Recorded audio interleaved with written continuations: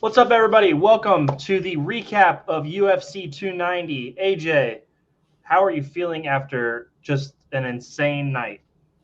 Man, I mean, I don't want to go into recency bias, but if it isn't the best card of the year so far, it is a close second.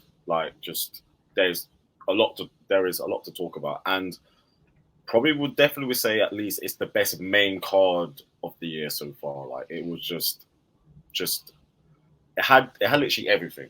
Just every fight on that main card literally lived up, Yeah. to the billing, and this is why when it's International Fight Week, when we do have like a big numbered card, it gets stacked for a reason, and every fight delivered, and obviously you can see why. This is actually why, in terms of MMA, as much as talks about people coming up like other PFL one, like kind of like expanding into the Western market and stuff. The USC is still king, and last night literally showed why. Yeah, totally agree. I'm going to take it one step further.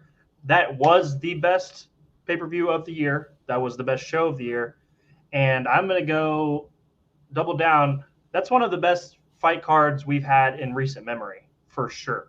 Oh yeah. I don't from Esteban Robovics to Alexander Volkanovski, it was just action, action, action, action. Just hard ass fights, battles all night. There was knockouts, submissions, decisions. It was literally the perfect roller coaster of a pay-per-view. And I just want to say just thank you to the UFC, thank you to the fighters for putting that all together. That was legitimately one of the best pay-per-views I can remember in a while. It was that good. I mean, think about this. We get Rob versus Duplessis, and then we get two more title fights on top of that. Like, we're saying to ourselves, holy shit, we've still got Volk and Yair coming up after a war between Morano and Pantoja. Like, holy shit. It was so loaded, so loaded. So I just want to say massive shout out to the UFC. Incredible night. So yeah, obviously this show we're going to do a recap. We're not going to be here next week to do our usual fight breakdowns and recaps. So we're going to do it today, get it out there. Thank you guys for everybody who watched our video, the breakdown and the preview for UFC 290. Appreciate all those guys, all the views and everything you guys gave us. But AJ, just to even like reiterate what we just said, the early prelims, we started off with a really solid fight. Ribovics versus Kirk, that was back and forth. I mean, Ribovics wins the unanimous decision, but Kirk had him in the first round. I mean, he was able to show him with the takedowns and everything, and Ribovics just came on strong as that fight went along. We jump in and we get, a 17-second KO by Jesus Aguilar. Send him flying. On the chin, perfect shot. Just action, action, action. And the worst thing about it, he is a flyweight. That's crazy to generate that kind of power and send someone stiff like that. That was fucking incredible. And then we jump in. Your guy, the South African, jumps in against Terrence Mitchell. Yeah, got him out of there in round one with the TKO on the punches. Very impressive. Very impressive against a guy who's very long, very lanky, and athletic. Really controlled the whole fight. Got his 2 takedowns and some, just a really impressive outing. And to finish the early prelims, we get Petrino, who's got a bright future ahead of him. He's got a lot of raw talent, a lot that you can mold. When you're like good enough to beat somebody while you're getting instruction from your corner about every little thing you do, your abilities are just so far beyond what your knowledge of the sport is. And he I was very impressed with him. I thought Petrino, the way he's a powerhouse, and he was still able to get the submission, his first submission that John Anik randomly called. It was hilarious the way he's like, he'll get a submission soon, and then he ends the fight with a submission. Was just classic John Anik. But the early prelims were kick ass. Like, I don't remember a time where I was that invested in the early prelims because there was just so much action going on that it was hard to look away. Now, I know you were out and about, so it wasn't as easy for you to see the early prelims, but I got to say, man, you missed one of the better early prelims I've seen ever. I watched back a little bit of them earlier on today, and obviously even though I was out and about, I was out for my friend's birthday. Obviously, just checking my phone and just seeing what's going on, and obviously I've seen like the highlights. So I obviously see Cameron Simon's finish, Aguilar's finish just fucking blew me away.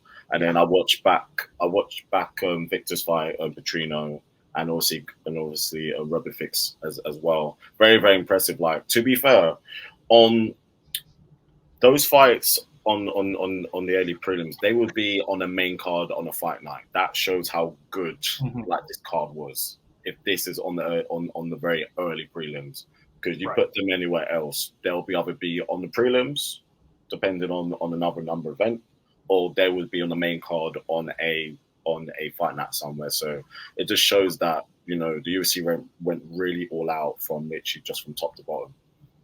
Totally true. And you know what's great about this is you get the opportunity on the early prelims. Now you're going to probably be on the main card of a fight night, or even work your way into the prelims of the next card. You're just with these kind of performances, you're just helping yourself work your way up the card even more. So shout out to that early prelim. Let's jump into the prelims. I gotta give props to Alonzo Menfield. I mean, he got the fence grab in the first time that turned into the draw, lost the point. He came out and proved, I'm the better man. He made Jimmy Crute literally unretire, and he had a really nice submission where he went with the take and rolled into that. I just want to give him a shout out where he finished that fight with the guillotine choke. He's still got such impressive power. I think he's still got a shot to maybe work his way up to maybe right around 10 if he could win another fight or two. Obviously, I don't think he's a guy who can ever contend for the belt. I just don't think he has those skills, but I think he could work his way into maybe that 10th spot or that 9th spot. And for Jimmy Crute, a guy who's only 27, I don't know if he wants it. I don't. When you start taking your gloves off and your corner has to tell you to, obviously a lot of emotions are going through your head. You just got submitted. Tough night for Jimmy Crute, but shout out to Alonzo Menfield. He was the better man. I believe he proves he's the better man with this performance. And I hope going forward he gets another shot and works his way into that 10 area where I think he could live for a little while. Yeah, agreed for sure. It's quite sad for Crute because I said last week, I feel even now, I still feel in terms of like skill for skill, Jimmy Crute is a bit more well-rounded, but it showed on that night. Alonzo Menfield just turned up and was better, and Jimmy Crute's broken. Like, he seems like a shell of himself. He's taking some really bad beatings. Yeah, and it's really worrying if you're 27 and you're gonna like think about retiring, and you're not, and you don't have any like long-term damage or like injuries like that. I know, he's coming off that broken, when he broke his leg against obviously Smith. Yeah. But it's very clear it's something.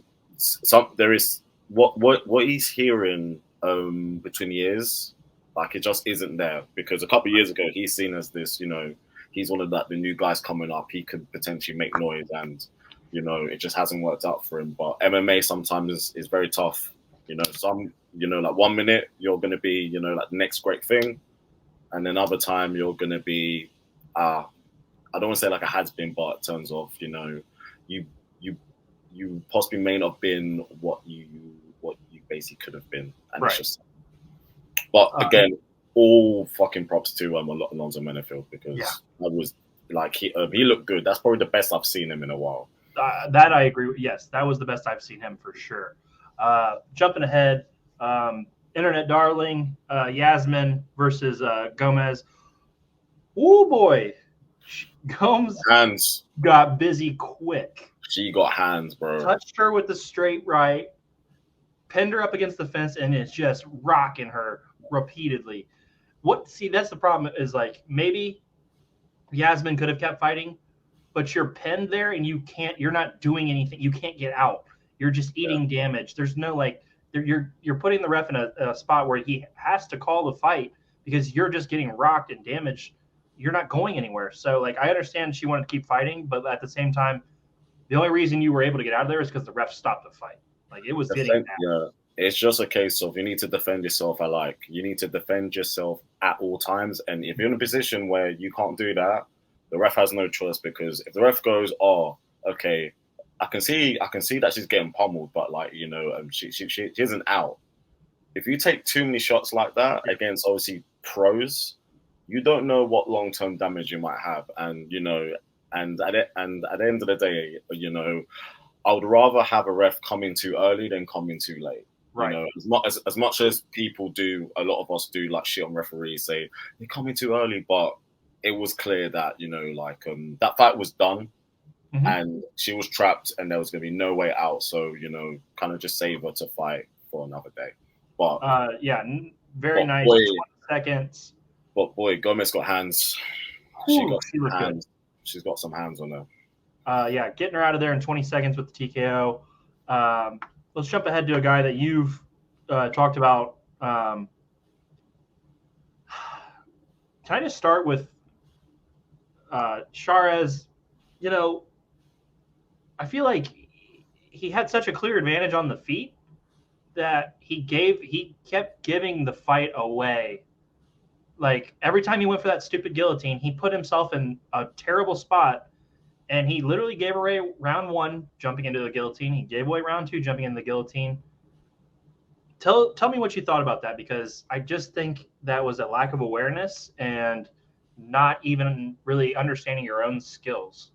You were better on the feet. I thought he would have recognized the success he saw on the feet would translate, but it just didn't click for him, I guess. I guess he's probably thinking, because I haven't seen much of him fight, but considering he went for that twice, he's probably has had like success with that before, like obviously going to that. I don't think he realized how good Tara is in terms of grappling, because I'm not kidding when I say like this kid is a phenom. Like he is a phenom when it comes to grappling, because you know, as we saw, like in the first round, like when he basically got, you know, taken down and kind of got put in that in that hold.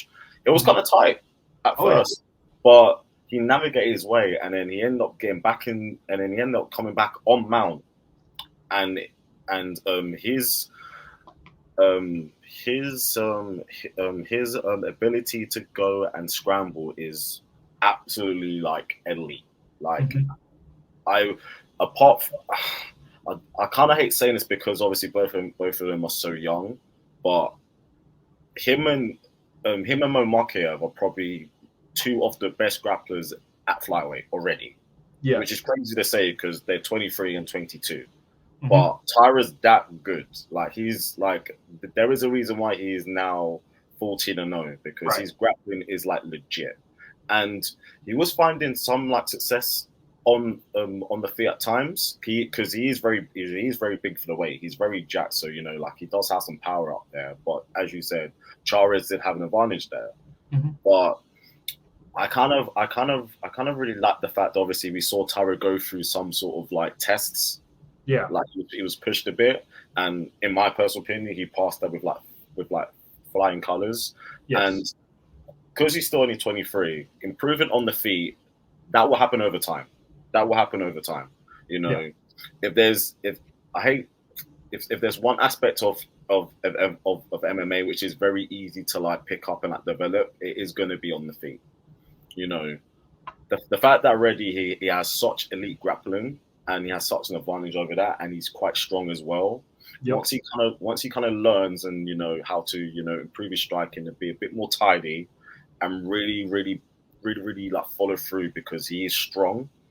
This kid is going to be a problem. Like, he's going to be a problem for like everyone. So I was very impressed, you know, because I know a lot of people say, oh, you know, he's undefeated. Like whenever someone's undefeated, the first time they get pushed, well, he may not be all that. You're still fighting in the UFC. You're gonna fight against the best of the best, and you're doing it in your early 20s. Not everyone is gonna be John Jones. No, that's just rare. But you know, I rather like you'd rather someone that young to kind of like learn now than kind of learn too late. So it's going to be one of those ones where he'll probably look back and be thankful for that he has shown that he can overcome. I do want to say that third and final guillotine attempt by Charas, he had him.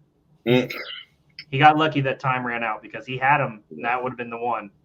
I mean, it's crazy because he gave it away, and at the same time, he still gave himself a chance to win with that guillotine at the very end, just a little bit late on the timing. Let's jump ahead to, you know what?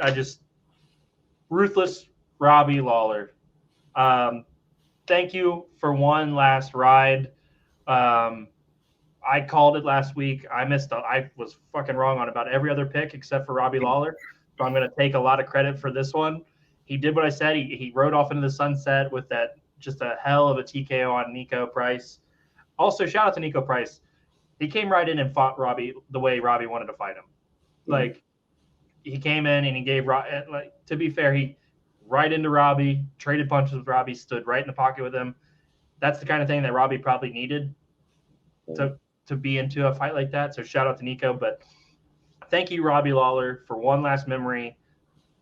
That package that they did at the very end where Joe Rogan was, walking him through it was fantastic. It was good to see Robbie Lawler show some emotion, and, he really, really cared. And like you said, when we were talking last night, let's just let this be the end. We don't need to go see Robbie get beat up in bare knuckle or somewhere else. Yeah. Go ahead and give us a little bit about Robbie Lawler. I just want to say thank you, Robbie Lawler, for all the years of entertainment and giving us that one last farewell. Like, that was one of those real feel good moments because for me, him against Rory 2 is one of the earliest memories I have of watching MMA. One of the reasons why I'm a big fan of it, now really hooked me in. Still the best fight that I've ever seen. Yeah, it was literally perfect. He had someone in Nico who Nico will go out there and fight with you. Like, he will go out there and fight, and he got him in that clinch. He made it. He did the whole dirty boxing and just clipped him, rocked him, put him away, and just literally just hearing the roar from the crowd. Considering that Robbie's he's very straight faced when you see him in media and stuff. Like, the fact that even he got emotional after 21 years fighting. He joined when he was 20. I remember when his first fight against obviously Nick Diaz, when they were both so young. Oh yeah. Winning the belt and having one of the most fun and exciting title reigns ever because Robbie Lawler will come up to fight you. You already know he will not have a boring fight, and it's quite nice after a few recent performances where he'll fight against people who won't he won't fight fight his basic kind of fight, or losing against younger people where in his prime he will literally just run through. And it's kind of like a bit surreal because for someone like me who's been watching MMA the UFC for as long as I have, seeing someone like Robbie Lawler who's always been around not kind of be there anymore, it's kind of really showing for me that we're kind of that whole early era of MMA within UFC. It's kind of gone now because Cowboy's gone. We still got Jim Miller around. Shogun Hero's not around. Big Nog's not around. Etc. etc. And Robbie Lawler was kind of seen as the last samurai in a way. And then now that he's able to walk off into the sunset with a vintage ruthless moment, I couldn't be any more happy for him, man. That was just that was just perfect. It kind of felt like for once, one of these legends literally got one, because we've seen Cowboy go out a little bit sad, Frankie go out a bit sad, even Shogun as well went out really sad. It's nice to see one of our legends kind of go out on a high. Yeah, no, well said. Very well said. Both of us are clearly, Robbie Lawler fans, so we're gonna miss him and really appreciate last night him getting it done. But let's jump ahead to the main card. Boy, we had so much action. It's just all up, all up. Bo Nickel shows a little bit of his hands. Really caught Val with a really nice shot to stun him and put him out. I gotta say, you know what? Bo Nickel's the kind of guy that you probably don't want to answer that call for, because in theory, you're going to get tackled and dragged and for 3 rounds and probably get beat up really bad. But shout out to Val Woodburn for taking that call, getting off his mower, answering that call, and showing up to fight. I understand he was outnumbered, outmatched, showed up. I want a guy like that to get one more chance. Can we give the guy a full fight camp, and let's not give him Bo Nickel, who's potentially a middleweight contender for the title down the line. Yeah. Let's give him a guy who's closer to his level, and maybe let him build off of that. Give him a full fight camp. I think they are. I think I'm they sure they will understand. For me, respect to a guy who steps up. Let's give him another chance. Yeah, for sure. I think I saw somewhere that that they said that they will give Val like another fight. Because some people thought, oh, maybe after this he maybe go back into the contender series, because that's where he was originally meant to do. But I think the current said no, we're going to give him a contract and we're going to give him another fight, which is nice, because of the few interviews I've seen from Val, he seems like a really, really nice guy. Yeah.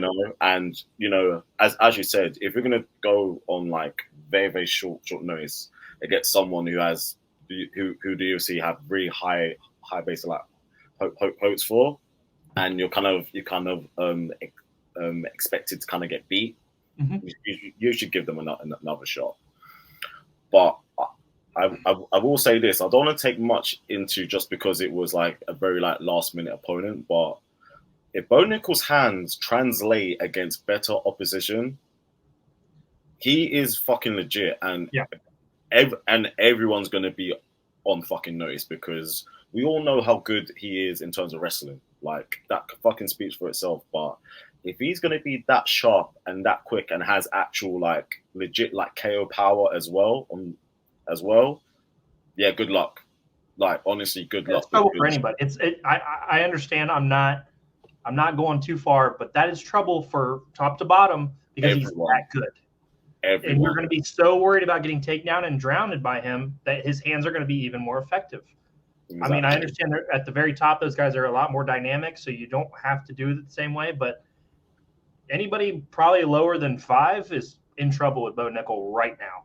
He's ready right now. I want to see him against someone of.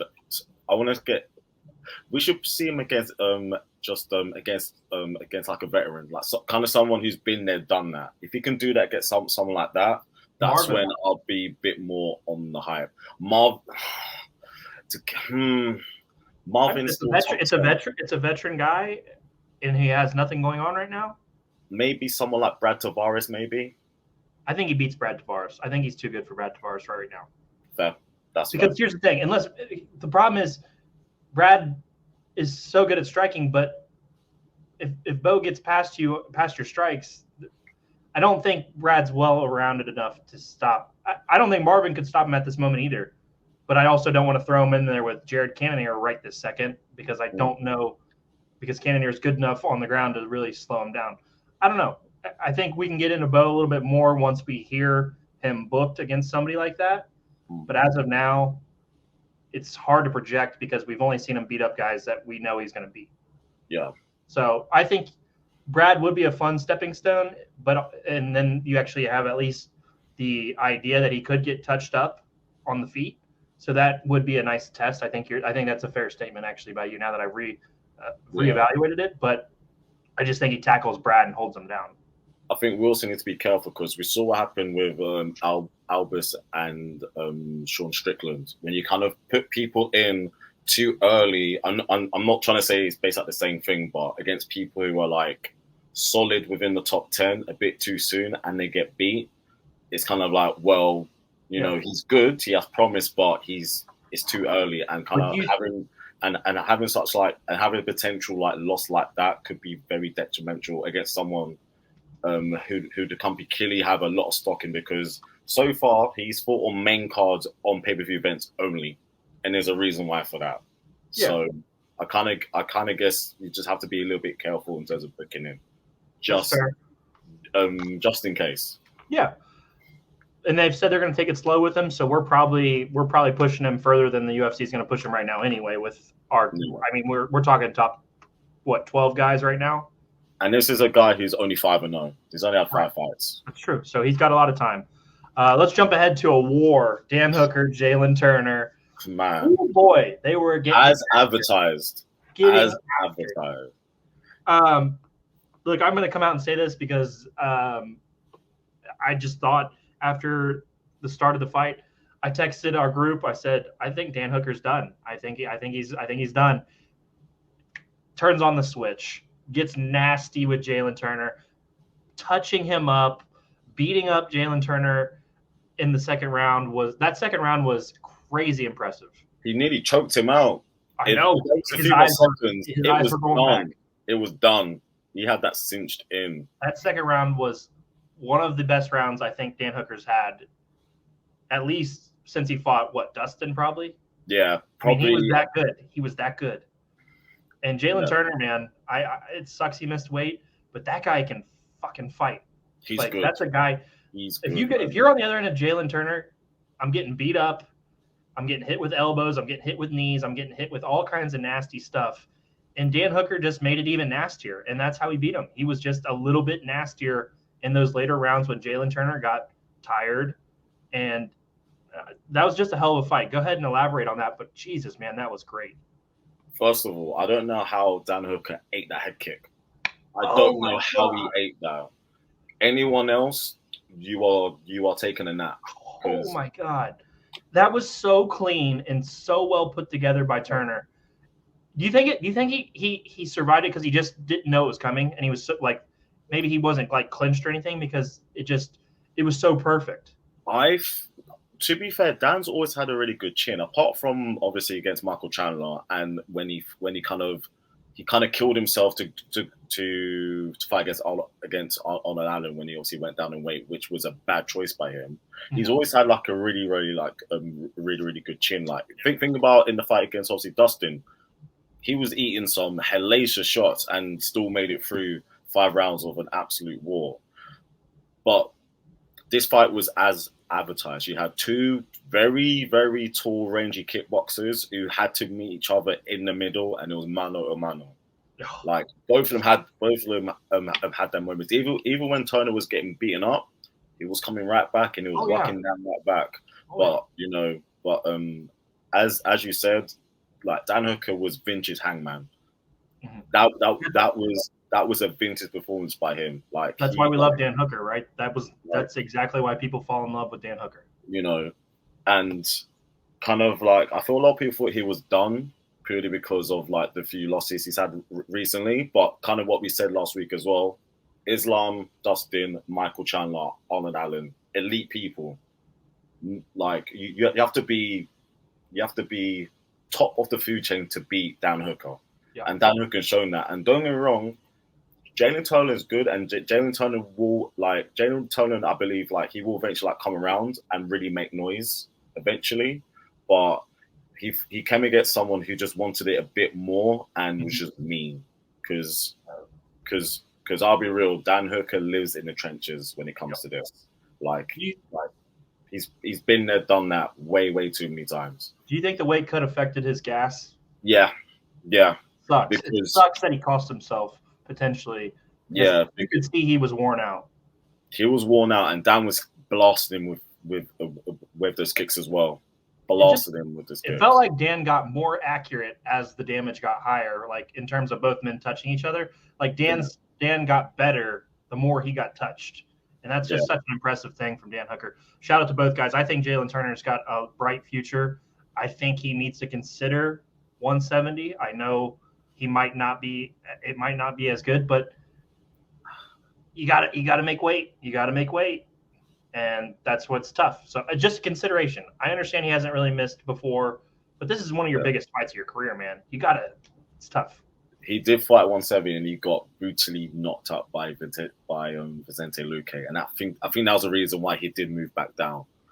Well, I don't think losing to Vicente Luque is necessarily a bad thing. I would. No, of course, but then when you're getting like bombed on, when you're getting like knocked out stiff, maybe dropping down where you have a bit more of a physical advantage. Mm-hmm. That's fair. No, I mean you're very right. I'm just saying, let's not let this happen again. Let's have Jalen Turner at 155 at 100% and not have that extra issue. Yeah. You know. Let's get into this one. This is pretty important. I said last week I went on a big rant about how important this fight was, and Dricus du Plessis did exactly what I thought he couldn't do. He went out and proved everyone wrong. Everyone picked Rob, except for Dricus du Plessis, and he demolished Rob. Izzy beat Rob really bad the first time, but I don't remember Rob ever getting beat like this since he was. It's been a long time. I mean, he just beat him up. What can we say? There's not a lot to say about the performance in the octagon about Dricus after that. What do you got for us? It doesn't make like Dricus doesn't make sense to me. He doesn't make sense. No, bro, he doesn't make sense to me because when I look at it from a X's and O's point of view, and this is not being rude or anything, he has a very basic skill set. And to be fair, basic's good because if you can cover the basics, like 9 times out of 10, you're probably going to win fights because if you have everything down to a T, like if you know what you are good at and you kind of like stick to it and you dial in on that and you can make it effective, go for it. Not basically everyone is going to be flashy and basically like dynamic or be all well-rounded in an amazing way. Literally just do you. And Dricus did that. He was effective. He's a lot stronger than obviously what people think because he literally took Rob down. He made Rob look small. His size is impressive compared to Rob, who's a good sized guy himself. And as much as I don't want to take this away from obviously Dricus as well. Rob looked awful.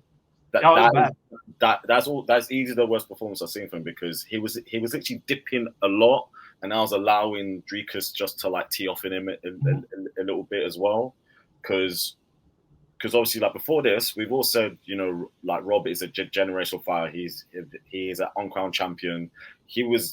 And Dricus beat him in his prime, like and Rob was in good form. Like he was coming off masterclasses, absolute masterclasses, and Dricus beat him up. But I'm still shocked. I'm still shocked that basically happened. But it's one of the best wins you can ever have in the UFC. I mean, beating Rob is one of the best wins you could possibly have, and Dricus made it look easy. And let's turn the page, and this sets up a massive, massive, massive fight. Israel Adesanya versus Dricus du Plessis has turned into a legitimately big fight because he was able to beat up Robert Whittaker. I want you to turn off your bias for a second and admit that was the worst promo setup you've ever heard. Was it as bad as?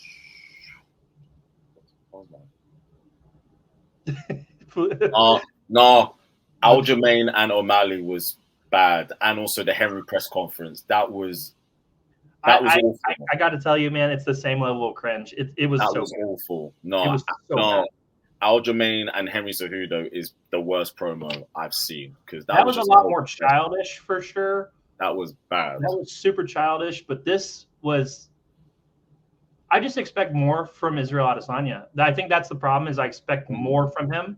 So to be fair, part of the problem is I expect a lot better from him. That basically is fair. If I'm Izzy, I'd last thing I'm gonna do is promote a fight while being absolutely wasted because he was clearly it was the wrong time. He's clearly out of it, and I'm not saying it to obviously justify it, but he's clearly pissed off because obviously what Dricus has said, and I know, and we both said this before, and I've said this on the podcast probably like a month or two ago. Yes, this fight's massive. This is going to be one of the most ugliest promos for like a title fight we have seen in a long time. Like, it's going to get ugly, and we know why, because obviously social and racial reasons. You know, like, to be fair, a lot of people don't really want to like talk about it, but to be fair, it's kind of there now. This fight's going to be ugly. Like, it's like, you know, it's going to be massive. Like, obviously, like, very clearly. And I know, look, I am a huge like Izzy fan, but I personally think that I reckon that Dricus is gonna find out how good Izzy is. He's gonna find out how good Izzy is, because to be fair, he now has Izzy's full attention, and you know, as we saw recently, when Izzy's back is kind of against the wall. Mm-hmm. And he's dialed in properly, even though Izzy never overlooks anyone. And Dricus, and to be fair, Dricus is kind of made for Izzy. Dricus is, but again, anything can happen. If Dricus lands one shot, he can actually change his life. And beating Rob and Izzy back to back is huge. But he set himself up for the most incredible back-to-back most incredible run in middleweight history. Like, he's literally set himself up to do it. And I think the one thing he could have that could maybe give Izzy problems is his size and his mass. I think that could give Izzy a little bit of trouble. But other than that, it's going to be very dangerous. Very, very dangerous.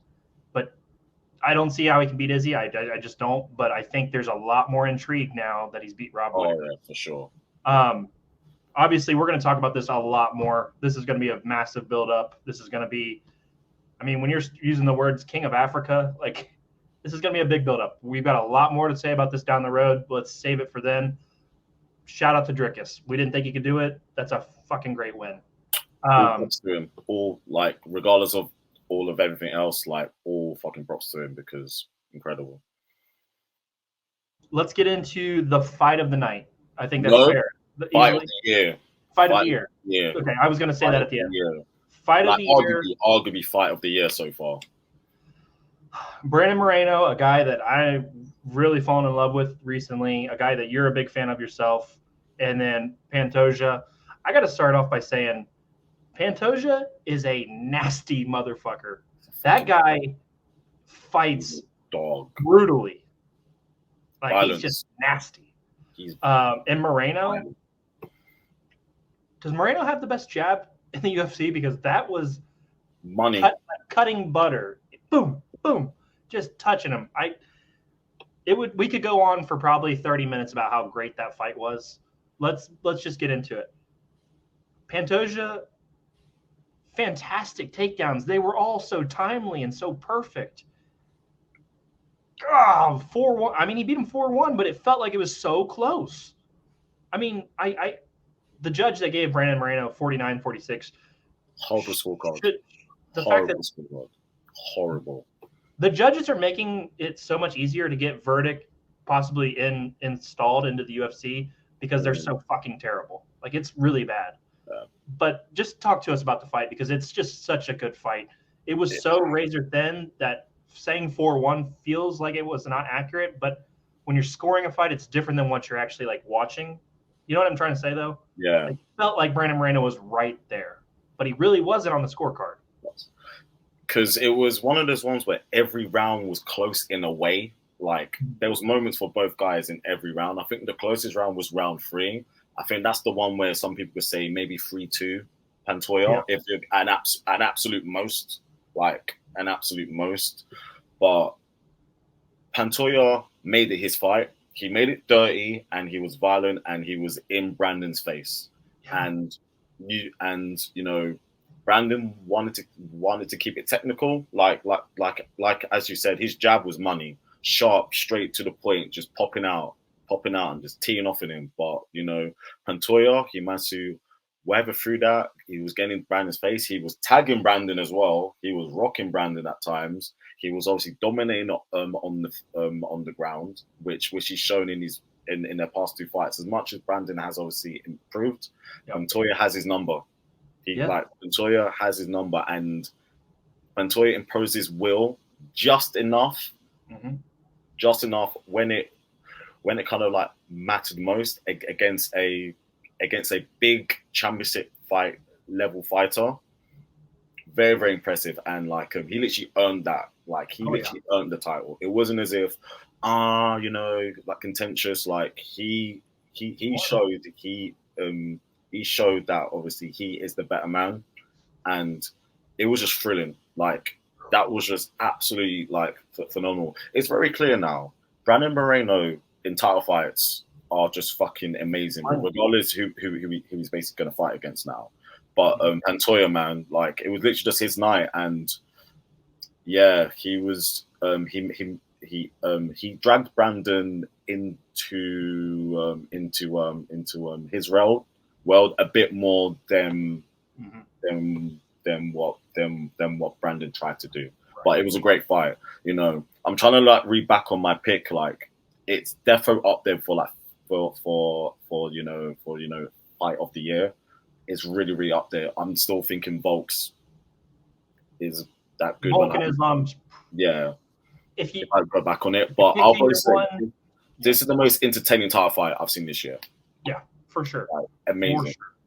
I thought Moreno was going to get him out of there. Like the way he was touching him up on the feet, I thought he was going to be able to get him out. And the way Moreno throws those elbows when he's like in close, I mean, he cut him right down the middle. Like he got really close in one round when he kind of felt like he was gonna like cat Montoya and fade him, but then he literally just level changed, literally at timely moments, and those moments wins you belts. Yep.